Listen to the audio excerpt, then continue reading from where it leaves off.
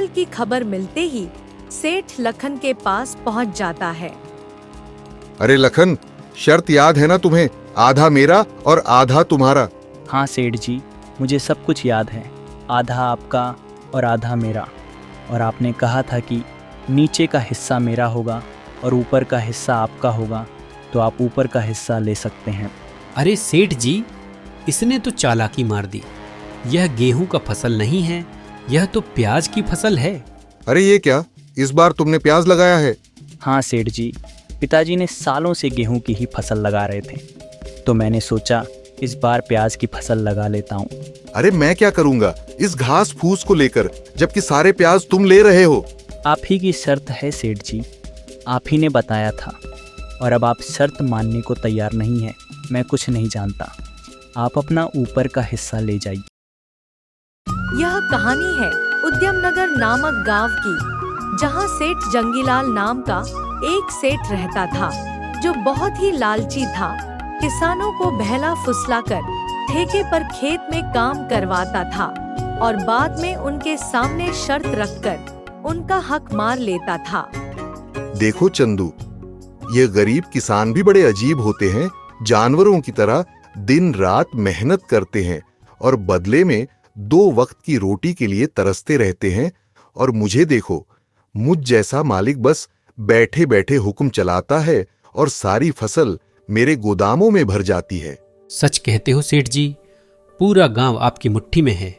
इनकी मेहनत का फायदा उठाना आपसे बेहतर और कोई नहीं जानता। पूरे गांव पर आपका ही राज है। आपकी मर्जी के बिना एक पत्ता भी नहीं हिलता। राजा तो हूं ही, मैं बेवकूफों को ऐसी ऐसी शर्तों पर अपनी जमीन उधार देता हूं कि मेहनत ये करते हैं और फसल मैं हड़प लेता हूं। आखिर इनकी औकात ही क्या है मेरे सामने। सेठ यह बातें कर ही रहा होता है कि तभी उसके पास राजू नाम का एक गरीब किसान आता है, जो बहुत दुखी और परेशान होता है। सेठ जी, मैंने सुना है कि आप किसानों को अपनी जमीन ठेके पर देते हो। हाँ राजू, तुमने बिल्कुल ठीक सुना है, मैं अपनी जमीन ठेके पर देता हूँ। ठीक है सेठ जी, मैं भी आपकी जमीन पर खेती करना चाहता हूँ। मुझे भी 1 साल के लिए आपकी जमीन ठेके पर दे दीजिए। ठीक है राजू, मैं तुम्हें अपनी जमीन ठेके पर तो दे दूंगा, पर उसके लिए मेरी कुछ शर्तें सुन लो। ठीक है सेठ जी, बताइए क्या शर्त है। शर्त यह है कि तुम्हें मेरी जमीन पर काम करना होगा और 1 साल के बाद उस जमीन पर जो भी फसल होगी, उस फसल का आधा हिस्सा तुम्हारा होगा और आधा हिस्सा मेरा होगा। ठीक है सेठ जी, मुझे आपकी शर्त मंजूर है। सेठ से जमीन की कागजी कार्रवाई करने के बाद राजू वहां से चला जाता है और अगले दिन खेती करने के लिए उस खेत में पहुंच जाता है।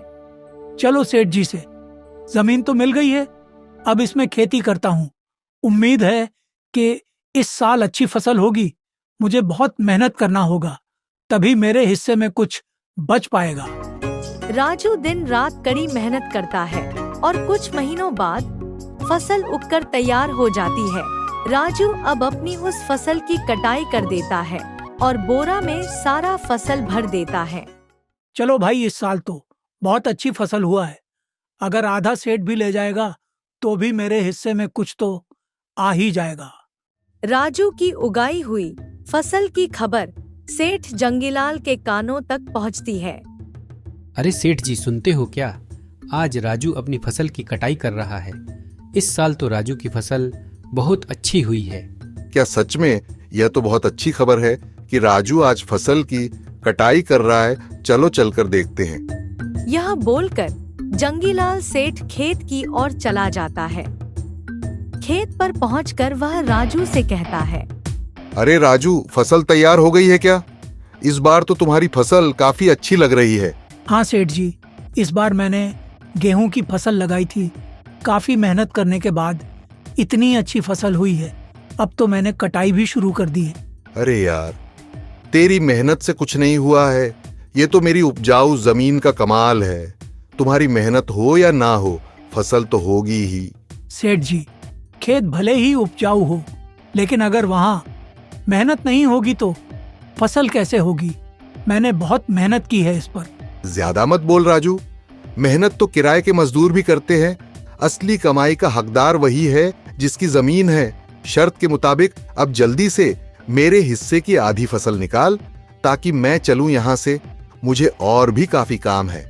यह कहकर सेठ राजू से अच्छी फसल लेकर चला जाता है और खराब फसल राजू के पास छोड़ देता है, जिसे देखकर राजू मायूस हो जाता है। हे ऊपर वाले, इतनी मेहनत करने के बाद बस इतनी सी फसल मेरे हाथ आई है। धिक्कार है ऐसी जिंदगी पर। आखिर कब तक दूसरों के इशारों पर नाचता रहूंगा? भगवान कब मेरी अपनी जमीन होगी? राजू इसी तरह अपनी जिंदगी काट रहा था। कुछ महीनों बाद राजू का बेटा लखन, जो शहर पढ़ने के लिए गया था, वापस गांव आ जाता है।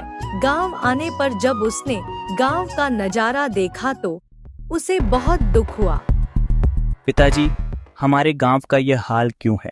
सभी लोग दुखी और परेशान नजर आ रहे हैं। आखिर बात क्या है? बेटा, इस गांव में किसानों की यही किस्मत है। सेठ जंगीलाल जैसे लोग हमारी मेहनत का फायदा उठाते हैं। मेहनत हम करते हैं और फल सेठ जंगीलाल जैसे लोग खा जाते हैं। हमारे पास ना अपनी जमीन है और ना अधिकार। बस मेहनत करते हैं और भूखे रहते हैं। किसानों की यह स्थिति सुनकर लखन बहुत दुखी हो जाता है और गुस्से में आ जाता है। पिताजी, आप चिंता मत कीजिए। अब यह अन्याय और नहीं चलेगा। आज से मैं खेती करूंगा और उस लालची सेठ को उसी की शर्तों में उसकी चालाकी का जवाब दूंगा। अगले ही दिन लखन सेठ जंगीलाल के घर पहुंच जाता है। कहो लखन, क्या बात है? सेठ जी, पिताजी की जगह इस बार मैं खेती करूंगा। मुझे ठेके पर कुछ जमीन चाहिए। क्या बात है, अब तुम खेती करोगे? जाओ भी, अभी तुम्हारे अंदर इतना दम नहीं है बच्चे। पढ़े लिखे लड़के खेती के नाम पर गधे साबित होते हैं। नहीं सेठ जी, आप ऐसा मत बोलिए। मैं पढ़ा लिखा हूँ, लेकिन हूँ तो किसान का बेटा ही ना। खेती किसानी मेरा धर्म है। चल ठीक है, मान लेता हूँ। वैसे भी आजकल काम का क्या रह गया है? सब पढ़ लिख कर ऐसे ही बेरोजगार ही तो घूम रहे हैं। आपका बहुत बहुत धन्यवाद सेठ जी। अरे धन्यवाद बाद में दे देना, पहले मेरे नियम और शर्तें तो सुन लो। क्या शर्त है सेठ जी, बताइए। सेठ जंगीलाल, यह तो बच्चा है। इस बार इसे कुछ ऐसी शर्त बताता हूं जिससे इसकी सारी फसल मेरी हो जाएगी। वैसे भी इसका पिता राजू हर साल गेहूं की फसल लगाता है, तो यह बेवकूफ भी गेहूं ही लगाएगा। सेठ जंगीलाल यह सोचकर लखन से बोलता है। अच्छा लखन सुनो, तुम जो भी फसल लगाओगे उसका आधा मैं रखूंगा और आधा तुम रखोगे, लेकिन ऊपर का हिस्सा मैं रखूंगा और नीचे का हिस्सा तुम्हारा होगा। अगर मेरी यह शर्त मंजूर है तो बोलो। ठीक है सेठ जी, मुझे आपकी शर्त मंजूर है, ऐसा ही होगा। अगले दिन से लखन खेतों पर काम करना शुरू कर देता है। लखन ने इस बार गेहूं के बदले प्याज की फसल लगाई और कुछ महीने बाद फसल तैयार हो गई। प्याज की वह फसल बहुत ही अच्छी हुई थी। अब लखन खेत से प्याज निकालने लग जाता है। फसल की खबर मिलते ही सेठ लखन के पास पहुंच जाता है। अरे लखन, शर्त याद है ना तुम्हें? आधा मेरा और आधा तुम्हारा। हाँ सेठ जी, मुझे सब कुछ याद है।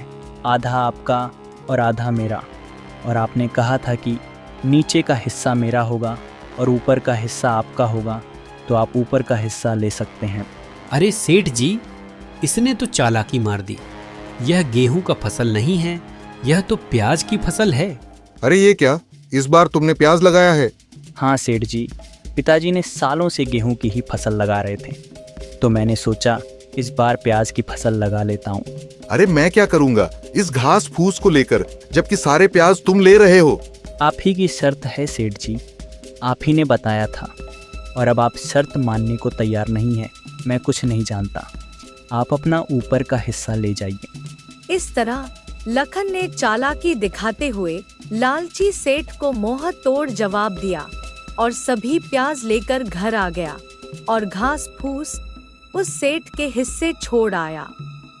अरे मालिक, पूरे गांव में आज तक आपके सामने किसी ने चालाकी दिखाने की हिम्मत नहीं की, और यह लखन का बच्चा आपको इतनी आसानी से बेवकूफ बना गया। अरे वो बच्चा मुझे क्या बेवकूफ बनाएगा?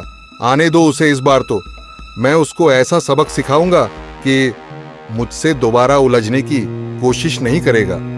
कुछ दिन के बाद लखन दोबारा सेठ के घर जाता है और सेठ जंगीलाल से कहता है, कैसे हो सेठ जी? कहो लखन, इस बार क्या चाहिए तुम्हें? आपकी ज़मीन ठेके पर चाहिए सेठ जी। ठीक है, तो मेरी इस बार की शर्त भी सुन ले लखन। इस बार तेरी कोई चालाकी नहीं चलेगी। इस बार फसल के नीचे का हिस्सा मैं लूंगा और ऊपर का हिस्सा तेरा होगा। बोलो, मेरी यह शर्त मंजूर है या नहीं? मुझे मंजूर है सेठ जी। इस बार ऊपर का भाग मेरा ही होगा। इस तरह लखन सेठ से बात करने के बाद घर की ओर चला जाता है और इस बार दोबारा खेती करने की तैयारी में जुट जाता है। लखन इस बार धान की फसल लगाया था और कुछ दिनों बाद फसल काफी अच्छी हुई थी। अरे वाह, इस बार तो धान की फसल खूब लहरा रही है। मज़ा आ गया। आने दो अब उस सेठ को, फिर मज़ा छकाता हूँ उसको। कुछ दिन के बाद सेठ लखन के पास जाता है। जैसे ही सेठ धान के खेत पर पहुंचा, उसका दिमाग चकराना शुरू हो गया। अरे ये क्या? इसने तो इस बार धान की फसल लगा दी है। ये लड़का जितना मैं सोच रहा था उससे कहीं ज्यादा होशियार निकला। नमस्ते सेठ जी, कैसे हैं आप? देखिए सेठ जी, इस बार मैंने धान की खेती की है और आपकी शर्त के मुताबिक इस फसल के ऊपर का हिस्सा मेरा होगा और नीचे का हिस्सा आपका होगा। इस तरह लखन ने अपनी होशियारी से सेठ जंगीलाल को दोबारा बेवकूफ बना दिया और सेठ एक बार फिर से धोखा खाकर आग बबूला हो गया। अरे मालिक, उस छोटे से बच्चे का दिमाग तो देखिए। आप जैसे इतने बड़े चालबाज को फिर से बेवकूफ बना दिया। तुम सही कह रहे हो चंदू, मैं उसको बच्चा ही समझ रहा था और उस बच्चे ने तो मुझे बेवकूफ ही बना दिया। आने दो इस बार, फिर उसको बताता हूँ कि सेठ जंगीलाल किसे कहते हैं। लखन ने धान की सारी फसल अपने घर ले आया और उस फसल का कुछ हिस्सा उसने गांव के जरूरतमंद लोगों में बांट दिया। लखन और उसका पिता राजू दोनों ही बहुत खुश थे। कुछ दिनों बाद फिर से फसल उगाने का समय आया। चलो आज उस सेठ के साथ दोबारा मुलाकात करता हूँ और इस साल भी ठेके पर ज़मीन लेकर फसल उगाता हूँ। देखता हूँ इस बार शर्त में वह सेठ कौन सा खुरामाती दिमाग लगाता है। यह सोचकर लखन उस सेठ के पास दोबारा पहुंच जाता है। अच्छा, तो तुम मुझसे मिलने दोबारा आ गए। अब क्या खेल खेलना चाहते हो मेरे साथ? देखो बच्चे, ज्यादा होशियार बनने की कोशिश मत करना। मैं भी सेठ जंगीलाल हूँ। मुझे होशियारी नहीं आती सेठ जी। मैं तो एक किसान का बेटा हूँ। होशियार तो आप लोग हो जो गांव के गरीब किसानों की मजबूरी का फायदा उठा रहे हो। अपनी जबान पर काबू रख लखन। ये क्या बक रहा है? जिस काम के लिए आया है वो बात कर। यहाँ ज्ञान बांटने की जरूरत नहीं है। सेठ जी चलिए काम की बात करते हैं। मुझे इस बार भी आपकी ज़मीन ठेके पर चाहिए। बताइए इस बार आपकी क्या शर्त है? शर्त तो है। तू खुद को बड़ा होशियार समझता है ना लखन। चल, इस बार फसल के नीचे का और ऊपर का हिस्सा मेरा होगा और बीच का हिस्सा तेरा होगा। अब बोल, मेरी यह शर्त मंजूर है? बिल्कुल मंजूर है सेठ जी, जैसा आप कहे। चलो मैं जाता हूँ, मुझे अब फसल उगाने की तैयारी भी करनी है। लालची सेठ की बातें मानकर लखन घर चला जाता है। वो फिर से फसल की तैयारी में लग जाता है और इस बार वो गन्ने की फसल लगाता है। इस बार खेती में कौन सी फसल लगाया है बेटा? पिताजी, इस बार मैंने गन्ने की खेती की है। फसल काफ़ी अच्छी हुई है। इस बार भी आमदनी अच्छी होगी। बहुत अच्छी बात है बेटा, तुम ऐसे ही मेहनत करते रहो। अरे सेठ जी, इस बार लखन का दिमाग चकरा जाएगा। इस बार आपने बहुत ही बढ़िया शर्त रखी है। ऊपर का भी आपका और नीचे का भी आपका। बिल्कुल सही कहा चंदू। इस बार मैंने अपने दिमाग का 100% यूज किया है। ब्रह्मास्त्र छोड़ा है, ब्रह्मास्त्र। अब देखता हूँ कि इस बार वो लखन का बच्चा कैसे बचता है। कुछ दिनों बाद लालची सेठ और चंदू दोनों दोबारा खेतों के पास पहुंच जाते हैं। अरे सेठ जी, यह लखन तो आपका भी बाप निकला। देखो जरा उसने इस बार कौन सी फसल लगाई है। अरे यह क्या, यह तो गन्ने की फसल है। अब बताओ भला, ऊपर का और नीचे का हिस्सा मेरा होगा और बीच का हिस्सा उसका होगा। मतलब मेरे हिस्से में इस बार भी झाड़ फूस ही आनी है। मैं इस बार भी बेवकूफ बन गया। मान गए इस किसान के बच्चे के दिमाग को। अरे आइए सेठ जी, कैसे हो आप? और आप दोनों में क्या बात चल रही है, ज़रा मुझे भी बताओ। अच्छा, एक तो चोरी, ऊपर से सीना चोरी। तुमने मुझे इस बार भी बेवकूफ बना दिया। मैं भला आपको क्या बेवकूफ़ बनाऊंगा? सेठ जी, आप तो दुनिया को बेवकूफ़ बनाते हो। देखो सेठ जी, इस बार मैंने गन्ने की फसल लगाई है और आपकी शर्त के मुताबिक इस फसल के ऊपर और नीचे का हिस्सा आप ले जाओगे और बीच का मैं लेकर जाऊंगा। अरे ओ किसान के बच्चे, सेठ जी को ज्यादा होशियारी दिखाने की कोशिश मत करना। बेईमानी और धोखाधड़ी में वह सबके बाप हैं बाप। यह खेत भी हमारा है और फसल भी हमारी है। अरे ओ चंदू, बसकर चिल्लाने की जरूरत नहीं है। शायद ये हमारी ही करनी का फल है। मैंने भोले भाले इन किसानों को बहुत ठगा है। आज पहली बार हमसे किसी ने पंगा लिया है और इस लड़के ने मेरी आंखें खोल दी हैं।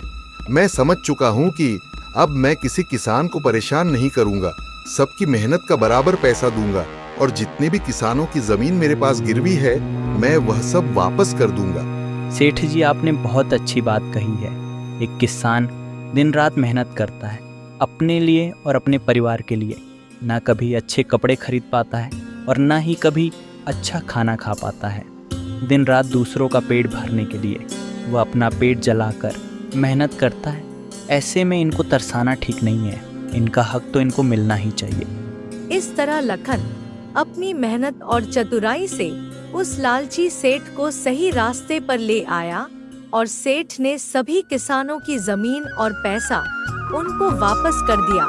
उस दिन के बाद उस गांव के सभी किसान खुशी खुशी रहने लगे।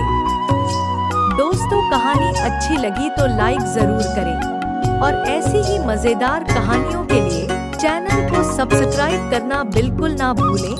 तो मिलते हैं एक और अनोखी कहानी में। तब तक स्वस्थ रहें, मुस्कुराते रहें।